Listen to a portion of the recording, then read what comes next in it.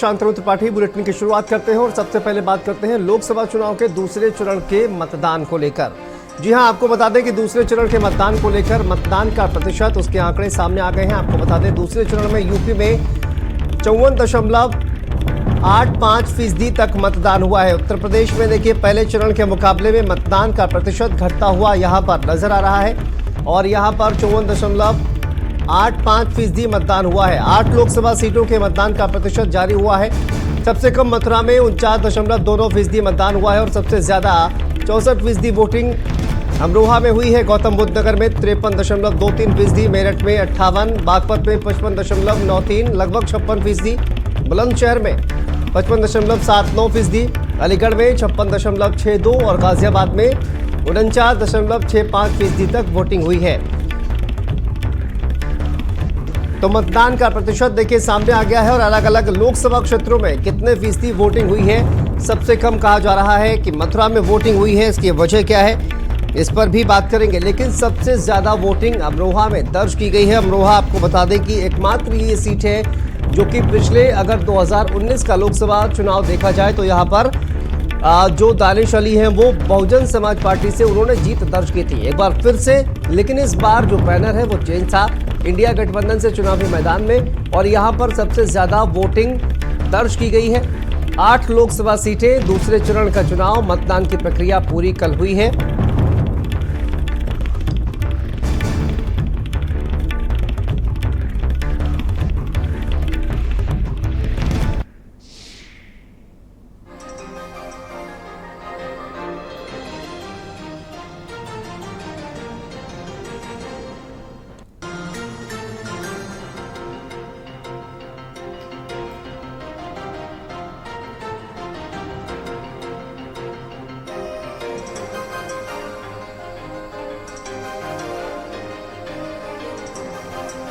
तो देखिए मेरठ, मथुरा, गाजियाबाद, अमरोहा, बागपत, गौतम बुद्ध नगर, बुलंदशहर और अलीगढ़ मतदान के वक्त की ये तस्वीरें हैं। अलग अलग जो तस्वीरें हैं वो सामने आ रही हैं।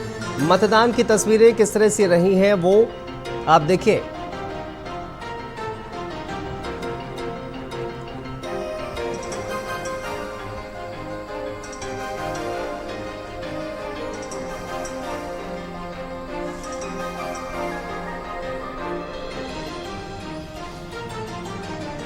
तो ये अलग अलग तस्वीरें आप देखिए।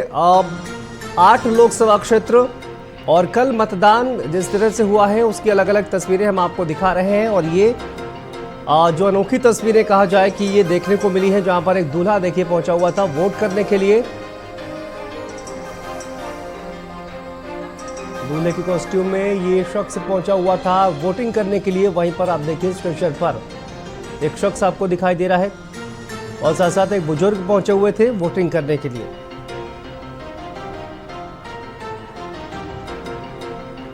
तो दूसरे चरण का मतदान पूरा हो गया है और पहले चरण के मुकाबले मतदान का प्रतिशत दूसरे चरण में कम रहा है और पूरे यूपी में देखिए 54.85% तक मतदान हुआ है। दूसरे चरण में मतदान पहले चरण की अपेक्षा कम हुआ है, लेकिन देखना यह होगा कि आगे जो आने वाला चरण है उसमें क्या तस्वीरें निकलकर सामने आती हैं। हमारे साथ हमारे सहयोगी संदीप खेर जुड़ गए हैं। संदीप, आप देखिए पहले चरण के मुकाबले दूसरे चरण में कहा यह जा रहा था कि शायद मतदान का प्रतिशत जो है वो बढ़ेगा, लेकिन यहाँ पर जो ओवरऑल तस्वीर निकलकर सामने आ रही है मतदान का प्रतिशत घटता हुआ नजर आ रहा है। क्या वजह इसके के पीछे की नजर आ रही है? देखिए शांतनु, सभी को पता है कि लोकसभा चुनाव के लिए कल दूसरे चरण के लिए चुनाव हुआ था जिसमें लगभग 8 सीटें थी। अगर बात करी जाए मथुरा है, मेरठ है, अमरोहा है, बागपत, नोएडा, गाजियाबाद और भी अन्य सीटें थी। अब देखिए यहाँ पर जो सबसे कम मतदान जो देखा गया है वो देखा गया है मथुरा सीट पर, जहां से भारतीय जनता पार्टी के सांसद हेमा मालिनी दूसरी बार प्रत्याशी बनाई गई हैं। यहाँ पर लगभग 48% मतदान हुआ, जो इसके पहले लगभग 61% था। मतदान क्यों कम हुआ, इसके पीछे की वजह देखिए साफ नहीं है।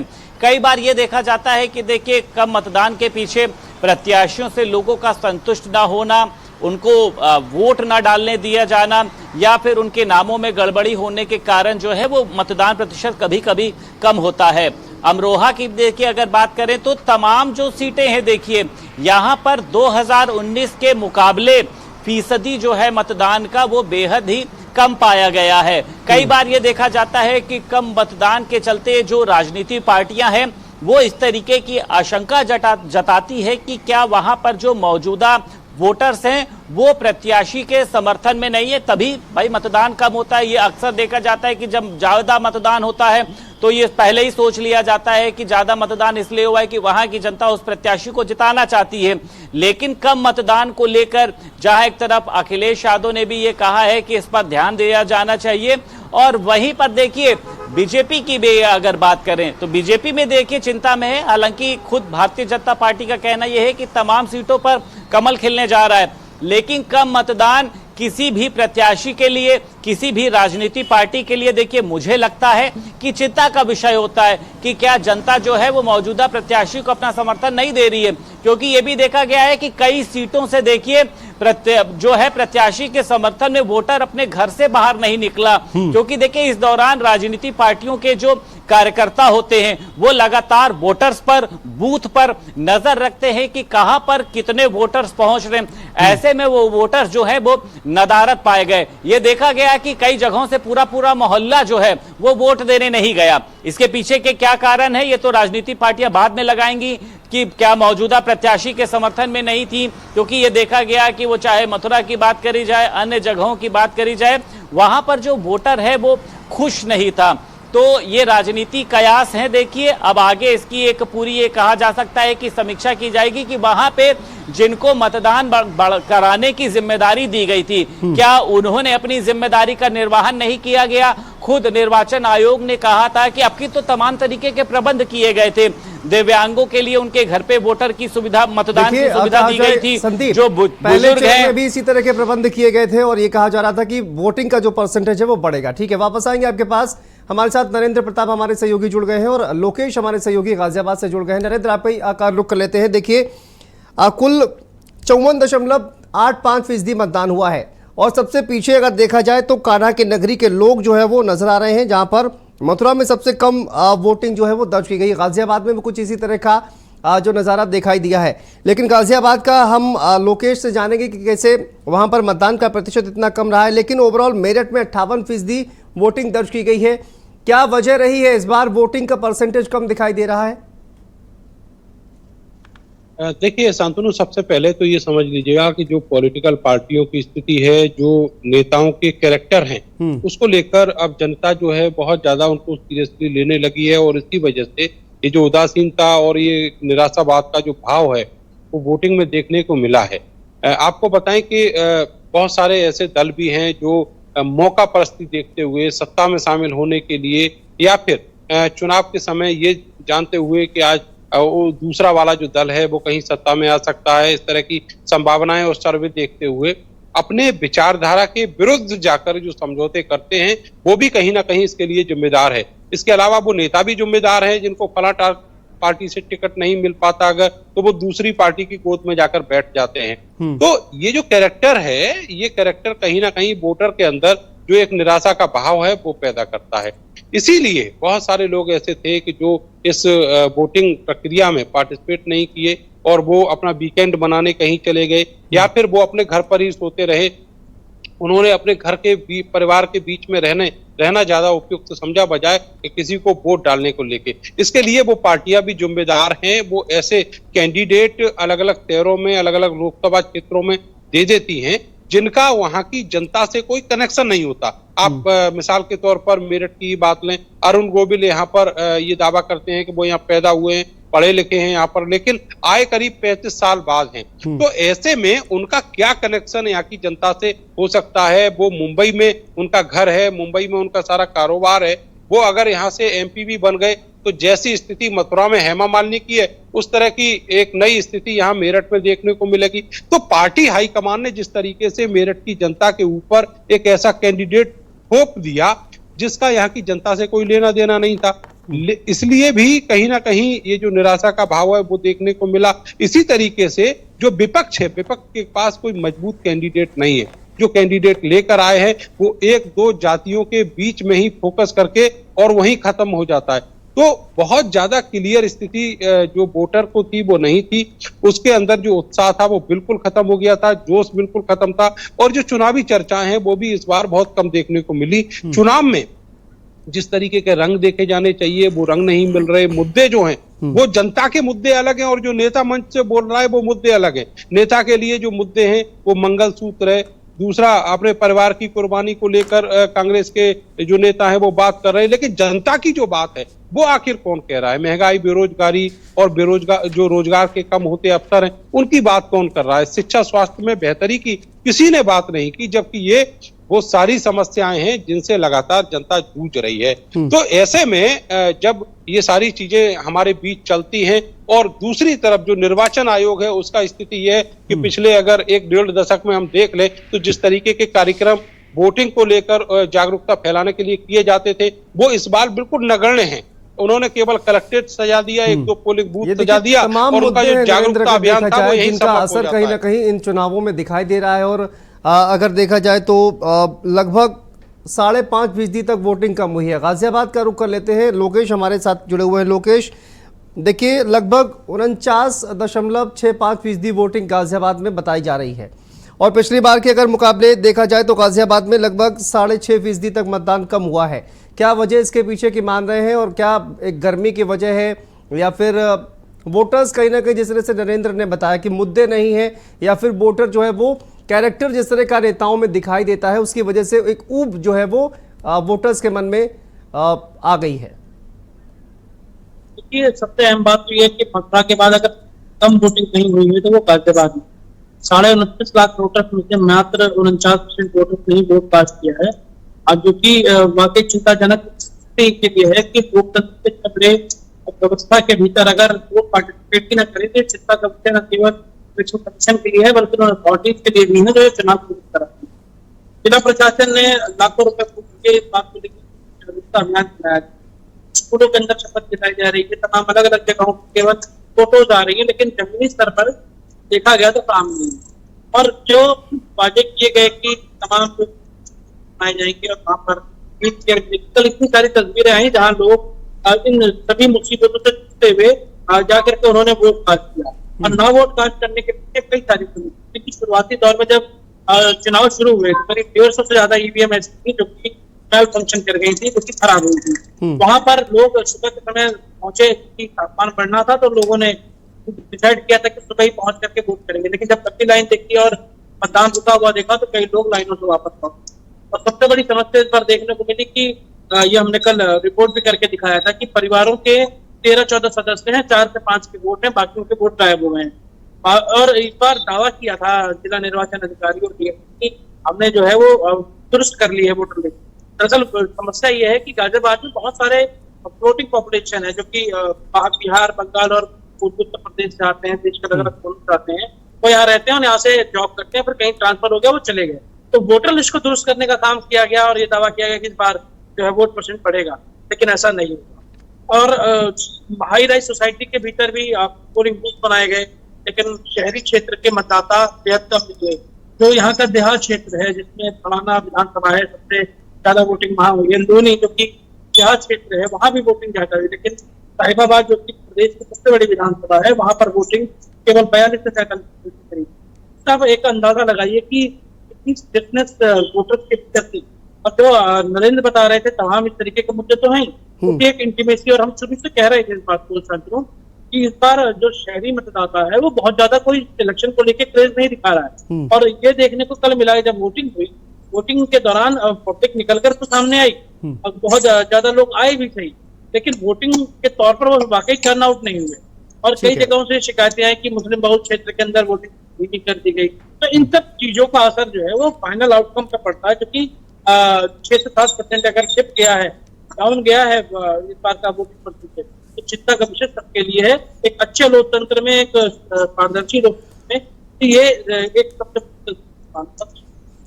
बड़ी बिल्कुल उम्मीद ये की जानी चाहिए कि आगे देखिए जो भी चरण तीसरा, चौथा और पांचवा, 7 चरणों में चुनाव होना है, इसमें जो वोटिंग का परसेंटेज है वो बढ़ेगा। बुलंदशहर से हमारे सहयोगी मनोज हमारे साथ जुड़ गए हैं। मनोज बताइए, देखिए कहा जा रहा है कि मतदाताओं में इस बार उत्साह नहीं दिखाई दे रहा है। बुलंदशहर में प्रत्याशियों को लेकर किस तरह की विचारधारा मतदाताओं के मन में रही है और क्या क्या वजह रही जिसकी वजह से कहा जा रहा है कि मतदान का प्रतिशत जो है वो 7% से भी ज्यादा पिछली बार के मुकाबले बुलंदशहर में इस बार दर्ज किया गया है? जी शांतनु बता दें, कल यहाँ लोकसभा का चुनाव हुआ था, दूसरे फेज में यहाँ चुनाव था। कहीं ना कहीं जो लोग हैं वो अपने को ठगा महसूस कर रहे हैं, क्योंकि यहाँ जो गठबंधन की सीट थी कांग्रेस की, उसमें कोई भी बड़ा नेता यहाँ बुलंदशहर में जनसभा नहीं कर पाया। चाहे वो मायावती बहुजन समाज पार्टी से, मान लो ना, बहुजन समाज पार्टी से कोई भी बड़ा नेता बुलंदशहर में नहीं आया, उसी को लेकर के लोग नाराजगी थे। कहीं ना कहीं जो भारतीय जनता पार्टी की बात करें तो भारतीय जनता पार्टी के मुख्यमंत्री योगी आदित्यनाथ यहाँ 3 बार आए थे और उप मुख्यमंत्री भी केशव प्रसाद मौर्य भी 3 बार आए और इनके अन्य नेता भी बुलंदशहर में जब तक चुनाव हुआ जब तक यहीं रहे हैं। कहीं ना कहीं जो लोग कांग्रेस से जुड़े हुए लोग थे या बहुजन समाज पार्टी से लोग जुड़े हुए थे या समाजवादी पार्टी से लोग जुड़े हुए थे, वो अपने को ठगा महसूस कर रहे हैं, क्योंकि यहाँ कोई भी जो बड़े नेता है वो इनके बीच में नहीं आए ना, उनकी वजह से कुछ लोग ठगा महसूस कर रहे हैं। और उसी को लेकर के 2019 में 63% मतदान हुआ था और इस समय 56% हुआ। कहीं ना कहीं 7% का वोट में अब के फर्क आया है, उसी को लेकर के लोग अपने को ठगा महसूस कर रहे हैं। कहीं जो बहुजन समाज पार्टी के कि विपक्षी नेताओं ने यहाँ पर रैली नहीं की है और इसी वजह से कहा जाए कि कांग्रेस इंडिया गठबंधन जो है या फिर मायावती की तरफ से रैलियां नहीं की गई हैं, इसी वजह से इनका जो कोर वोटर है वो घरों से बाहर नहीं निकला। आप ये कहना चाह रहे हैं क्या? तो जैसे गिरीश जाटव है बसपा से प्रत्याशी हैं, वो बिजनौर के रहने वाले हैं और नगीना से सांसद थे। उन्हें यहाँ बुलाया, उन्हें जानकारी नहीं थी इस क्षेत्र में कि कहाँ जाना है। उसी को लेकर के जो उनके लोग थे वो अपने को ठगा महसूस कर रहे हैं। कांग्रेस के प्रत्याशी से शिवराम वाल्मीकि, वो दिल्ली रहते हैं और चुनाव के समय उन्हें टिकट यहाँ दिया गया तो अब वो आए, वो जगह जगह डोर डोर कैंपेन नहीं कर पाए, उसको लोग भी अपने को ठगा महसूस कर रहे हैं। जी ठीक है। संदीप हमारे सहयोगी हमारे साथ जुड़े हुए हैं। संदीप, ओवरऑल अगर देखा जाए तो 54.85% जो वोटिंग है वो दूसरे चरण में दर्ज की गई है। देखिए, हमने अलग अलग जगहों से देखी है, तस्वीरें सामने आई, ये खबर लगातार सामने आ रही है कि वोटिंग की जो प्रक्रिया है वो कहीं ना कहीं बाधित हो रही है। वजह रही ईवीएम्स में खराबी सामने आ रही थी और कुछ जगहों पर जो है वो कहा जाए कि मतदान की प्रक्रिया को रोककर वहां पर कई तरह की गतिविधियों को अंजाम दिया गया, जो हमने कल लगातार खबरें दिखाई हैं। ये इस तरह की जो चीज़ें हैं उसको रोकने के लिए क्या उपाय जो है आगे किए जा सकते हैं, उसको लेकर क्या जानकारी है? क्योंकि लगातार इलेक्शन कमीशन का भी ये मोटो रहा है कि ज़्यादा से ज़्यादा वोटिंग की जो परसेंटेज है वो बढ़ाया जाए। देखिए शांतनु, जिस तरीके से अभी जो भी हमारे देखिए सहयोगी नरेंद्र की बात करें, लोकेश की बात करें, ये जुड़े थे और इन्होंने बहुत ही एक अच्छी बात कही कि इस बार निर्वाचन आयोग की देखिए वो भूमिका दिखाई नहीं दी। वो चाहे जन जागरण के कार्यक्रम हो, लोगों को किस तरीके से देखिए मोटिवेट करना है, यानी मतदान के प्रति किस तरीके से उनको आकर्षित करना है। अब देखिए, अगर हम कल की बात करते हैं, कल देखिए ये देखा गया कि सीनियर सिटीजन के लिए अलग से लाइनें नहीं लगाई गई थी। कई बार देखा यह जाता है कि सीनियर सिटीजन देखिए पैरों में दिक्कत होती, खड़े नहीं हो पाते, तो उनको जल्दी मतदान करके घर जाना होता है। कई बूथों से ये शिकायत आई कि सीनियर सिटीजन के लिए अलग से कोई लाइन नहीं है, उनको मतदान के लिए वहां पर 2-2, 3-3 घंटे खड़ा रहना पड़ा, जिसके चलते उनके परिवारजन जो है वो वहां से उनको वापस लेकर चले गए। कई जगहों पर ईवीएम की देखिए जिस तरीके से बात सामने आई और उसी के साथ साथ कई जगहों पर यह भी देखा गया कि वोटर लिस्टों में कई लोगों का नाम नहीं था। तमाम देखिए ऐसे मुद्दे हैं और इसमें देखिए निर्वाचन आयोग की भी एक बड़ी भूमिका थी। यहां पर एक बड़ी प्रेस कॉन्फ्रेंस हुई थी जिसमें यह कहा गया था कि इस बार एक अलग तरीके के इंतजाम किए गए। क्यों? क्योंकि हमें जन जागरण करना है, यानी मतदान को हमको आकर्षित करना है, मोटिवेट करना है। लेकिन मुझे देखिए ऐसा लगता है कि वो जो वादे हैं वो कुछ जगहों पर, कुछ स्थानों पर वो जो है वो कोरे साबित हुए। मतदाता जो है देखिए वो एक दिन के लिए मुझे लगता है कि वो राजा होता है और उसको लगता है कि जब हम बूथ स्थल पर पहुंचे मतदान करने के लिए, हाथों हाथ लिया जाए, तमाम तरीके की जो बातें हैं, जो सुविधाएं हैं वो वहां पर उसको मिलनी चाहिए। महिला के लिए चाहे वॉशरूम की बात करी जाए, ठंडे पानी की बात करी जाए, जो दिव्यांग है उनके लिए व्हीलचेयर की बात करी जाए, उनके बैठने की व्यवस्था है, तो मुझे लगता है कि कई बूथ पॉइंट पर ये चीजें जो है वो नदारत मिली हैं, जिसका असर ये रहा कि मतदान का प्रतिशत कम हुआ। देश का सबसे बड़ा देखिए लोकसभा चुनाव है, प्रधानमंत्री नरेंद्र मोदी के लिए ये चुनाव है, अन्य जो भी अपने अपने जो पार्टी के दावेदार हैं उनके लिए ये चुनाव है। यानी जितना सत्ता पक्ष के लिए जरूरी है उतना ही विपक्ष के लिए भी जरूरी है। तो मतदान प्रतिशत का कम होना राजनीति जो गलियारे हैं उनके लिए चिंता बढ़ाता है। उनके कहीं ना कहीं से माथे पर इससे शिकन आई है कि आखिर मतदान का कम होना कहीं प्रत्याशी के लिए वो हार का विषय ना बन जाए। और इसके लिए अब देखिए मुझे लगता है जरूरी जो प्रयास हैं वो किए जाएंगे, क्योंकि सबसे बड़ी भूमिका देखिए ग्रामीण क्षेत्रों में ही होती है। अगर हम लखनऊ की बात करें तो लखनऊ में तो मतदान वाले दिन लोग छुट्टी मनाने के लिए चले जाते हैं, वो छुट्टी का दिन समझते हैं। लेकिन जो ग्रामीण इलाके होते हैं वो लोग सुबह सुबह खाना बनाने से पहले निकलते हैं, मतदान करते हैं, उसके बाद वो लोग घर पर आकर खाना। अब पहले की लाइनें देखिए, पहले मतदान फिर जलपान। अब की आपको कहीं पर भी इस तरीके की कोई स्लोगन, कोई लाइनें नहीं दिखाई दे रही हैं। निर्वाचन आयोग के जो चुनाव के कार्यक्रम नहीं दिखाई दे रहे हैं। लोगों को मोटिवेट किस तरीके से करना है, किस तरीके से उनको घर से बाहर निकलना है, उनको बताना है कि आपको वहां पर क्या, मतलब एक धीमी दिशा में ये काम जो है चल रहा है। उसी तरीके से मतदाता भी अपने इंटरेस्ट के हिसाब से देखिए घर से बाहर निकल रहे हैं। तो कहीं ना कहीं से देखिए निर्वाचन की इसमें कमी है। बूथ पॉइंट पर पहुंचने के बाद सीनियर सिटीजन को लाइन में लगना, उनके बैठने की व्यवस्थाओं का इंतजाम ना होना, उनके लिए एक अलग बूथ बनाया जाना, ये बहुत बड़े विषय हैं। ऐसे तमाम विषय हैं जिसको लेकर मुझे लगता है कि चाहे वो राजनीतिक पार्टियों के लिए चिंता का विषय हो, निर्वाचन, क्योंकि पहले का मतदान ज्यादा हुआ था, इस बार का मतदान क्यों कम हुआ, ऐसे तमाम विषय हैं जिनका जवाब इन लोगों को देना पड़ेगा। बिल्कुल, हमारे साथ गौरव हमारे सहयोगी जुड़ गए हैं मथुरा से। गौरव, देखिए कई तरह की कमियां इस बार नज़र आ रही हैं और इलेक्शन कमीशन को भी कहा जा रहा है कि उस तरह का कैंपेनिंग जो है वो नहीं चलाई गई है ताकि ज़्यादा से ज़्यादा लोगों को मोटिवेट किया जा सके वोटिंग करने के लिए। क्या वजह रही है मथुरा में वोटिंग परसेंटेज इतना कम रहने की? देखिए बिल्कुल ठीक बात है कि मथुरा में इस बार वोटिंग परसेंटेज काफी कम रहा है। और ऐसा बता दूं कि पिछले 20 साल बाद ऐसा हुआ है कि मथुरा में वोटिंग परसेंटेज कम हुआ है, क्योंकि 50% भी वोटिंग परसेंट मथुरा में नहीं हो पाया। इसकी अगर वजह अगर देखी जाए तो एक गर्मी का भी एक विशेष कारण है, और दूसरी तरफ अगर बात की जाए तो गांव देहात में जो लोग थे, जो चीजें निकल के आ रही थी कि वहां उन्होंने मतदान का बहिष्कार किया, काफी प्रशासन के समझाने के बाद मतदान किया, तो मतदान काफी देरी से हुआ। साफ तौर पर वहां नाराजगी लोगों में देखने को मिल रही थी, चाहे वो विकास की बात हो, चाहे वो रोजगार की बात हो, स्थानीय मुद्दे हो, उनको लेकर साफ नाराजगी लोगों में देखने थे। इस बार देखा जा रहा था कि जो वोटर्स थे उनमें वो मतदान करने को लेकर इंटरेस्ट नहीं दिखाई दे रहा था। कहीं ना कहीं कह सकते हैं जो स्थानीय स्तर पर जो निर्वाचन आयोग ने जो कैंपेनिंग जो की है वो केवल फोटो तक सीमित रह गई है। अगर आप देखेंगे जिस तरीके से लगातार गांव देहातों में कोई कैंपेनिंग इस तरीके की नहीं हो पाई है।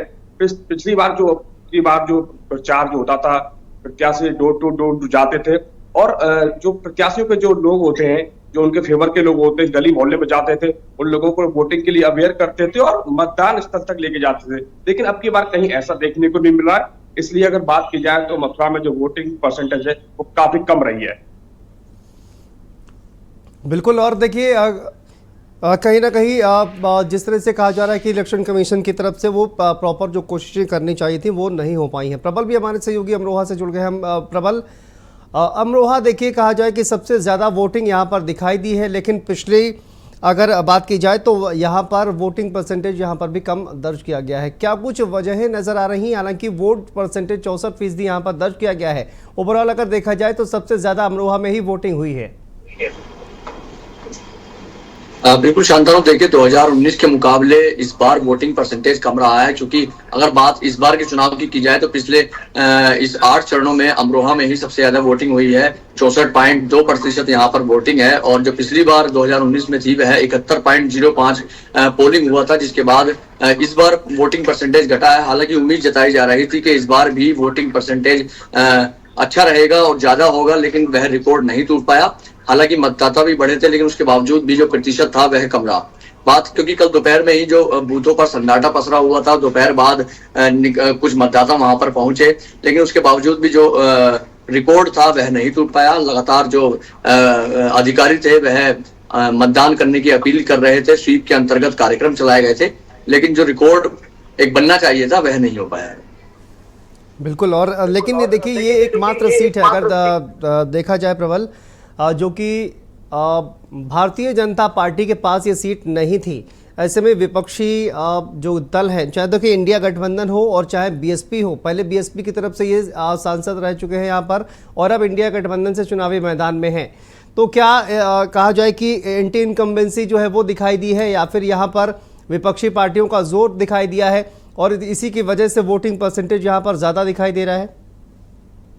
बिल्कुल देखिए, सीधा सीधा मुकाबला यहाँ पर अमरोहा लोकसभा सीट पर भाजपा और इंडिया गठबंधन के प्रत्याशी दानिश अली के बीच है, क्योंकि अब ये तय करेगा, जीत जो इनकी तय करेगा वह हाथी की चाल तय करेगी। क्योंकि जिस तरीके से अगर हाथी का वोटिंग परसेंटेज बढ़ा तो कहीं ना कहीं भाजपा प्रत्याशी के लिए यह एक खुशी की लहर होगी, क्योंकि मुस्लिम मतदाता जो है वो ज्यादातर, जब हमने देखा है तो वो दानिश अली पर पड़ा है। लेकिन अगर वोटिंग, अगर वो बीएसपी प्रत्याशी अगर वोट मुस्लिमों के ले जाता है तो इसका सीधा सीधा असर जो है वो भाजपा प्रत्याशी पर जीत की ओर लेकर जाएगा। क्योंकि 2014 के मुकाबले में भी यही हुआ था। बीएसपी कैंडिडेट ने लगभग 1.5 लाख से अधिक वोट लिए थे और 3.5 लाख वोट सपा के कैंडिडेट ने लिए थे, जिसके बाद भाजपा प्रत्याशी चौधरी कंवर सिंह यहाँ से जीत दर्ज की थी। वहीं अगर बात 2019 की जाए तो बसपा और सपा का गठबंधन था, जिसके बाद मुस्लिम और जो जाटव वोट था वह बीएसपी के लिए पड़ा था। तभी यहाँ पर जो बीजेपी प्रत्याशी थे उनको हार का सामना करना पड़ा था। मंडल की 5 सीटें जो थी वह भाजपा के हाथ से छिन गई थी। इस बार गठबंधन अलग था। इंडिया गठबंधन में कांग्रेस और समाजवादी पार्टी थी, जिसके बाद यहाँ पर बीएसपी अकेले चुनाव लड़ रही थी। तो कहीं ना कहीं जो मुस्लिम और जाटव वोट है वह बटा है और इसका सीधा सीधा फायदा भाजपा प्रत्याशी को होने वाला है। ठीक है, अलीगढ़ का रुख कर लेते हैं। मुकेश हमारे सहयोगी हमारे साथ जुड़ गए हैं। मुकेश, बताइए क्या वजह रही है? अलीगढ़ में भी देखिए मतदान का प्रतिशत हर जगह कम दर्ज किया गया है और अलीगढ़ की क्या वजह नजर आ रही है आपको? किस तरह के इंतजाम जो है वो किए गए थे मतदाताओं को बूथ तक ले जाने के लिए, उनको कहीं ना कहीं बेहतर सुविधाएं मिल सकें, इसको लेकर किस तरह के इंतजाम और क्या वजहें मानते हैं जिसकी कारण ये जो वोटिंग का परसेंटेज है ओवरऑल कम नजर आ रहा है? शांतनु, देखिए जो अगर वोटिंग का प्रतिशत जो कम हुआ उसका कारण महज सबसे ज्यादा जो बताया गया है कि लोगों की पर्ची जो है उनकी नहीं मिली, वोट गायब थे, पर्ची जो लिस्ट थी उनके नाम गायब थे और कुछ लोगों से ये कहा गया कि आपका वोट यहाँ से ट्रांसफर होकर कहीं और चला गया है, इसकी भी जानकारी उनको नहीं दी गई। इस तरह की परेशानियां कुछ तो सामने आई। उसके अलावा और कहीं ना कहीं जो मतदाताओं के अंदर जो जागरूक होने की बात है वो जागरूकता इस बार कम दिखी। बहुत मध्यम जो वोटिंग प्रतिशत रहा और जो स्पीड थी वो भी बहुत स्लो रही, क्योंकि मतदाता घर से बहुत सारे ऐसे तो निकल ही नहीं पाए। उन्होंने जो है मतदान को जो है ज्यादा महत्व नहीं दिया। उनको ऐसा लगता था कि कहीं ना कहीं जो चीज चल रही है वो वापसी हो रही है और हमारा मतदान का प्रयोग करना या ना करना एक ही समान नजर आ रहा है।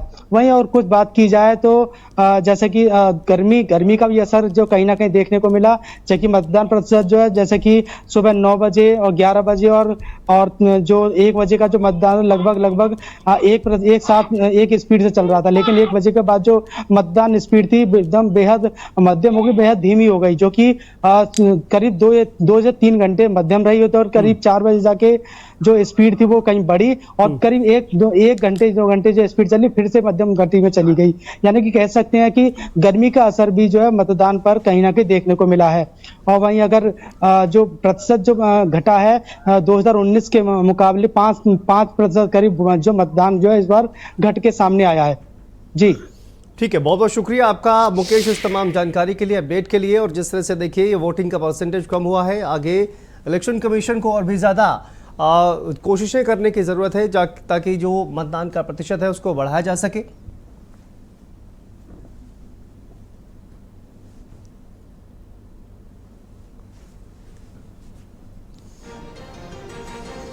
चलिए आगे बढ़ते हैं, बड़ी खबर आपको